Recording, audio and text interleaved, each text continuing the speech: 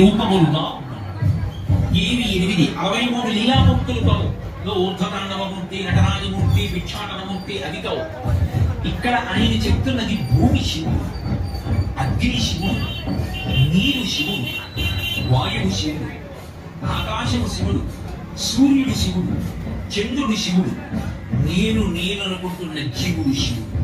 ఇవి కాక ఇంకొకటి నాకు చూపించండి. 9 ఈ 8 కాకుండా 9వ బుద్ధండి అని చూపించడానికి 8.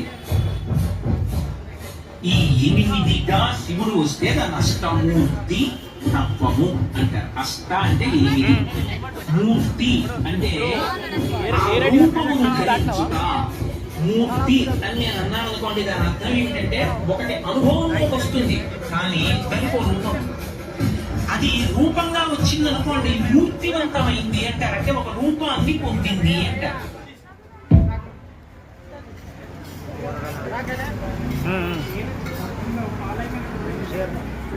బయట అనుభవించగలిగినటువంటివి 8గా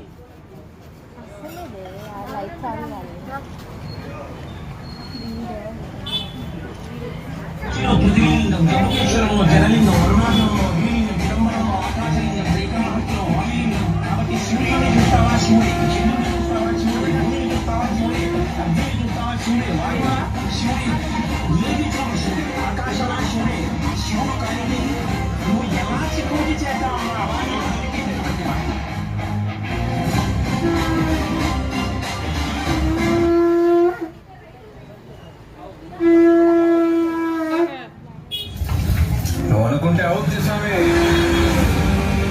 కాటుక నల్లని రాత్రి వేళ గురువుల ఆజ్ఞకు పూర్తి నిరింగితి ఉత్తర దిక్కున ఊరిని విడిచిది పల్లె పురములు పట్టణంబులు పేటలు దాటిది కోటలు దాటిది అడుగులు దాటిది మడుగులు దాటిది అన్నీ దాటిది బొటన వేలితో నెత్తురు పొంగడ పులుపున మెతుక విభూతి ధరించిది అభిషేకించిన ఆకాశానికి జ్యోతలు చెప్పుచు చెలగుచు మరి వస్త్రములు కట్టి మండలముగా మాడిన పిమ్మట భైరవుడయ్యి శత్రువుని చంపక చూచితినెవ్వరు చూడని లింగం నిరుపతిమగు నిశ్చల లింగం ఆది తేజమగు ఐక్యలింగం పురాణ ప్రథమగు పవిత్రలింగం.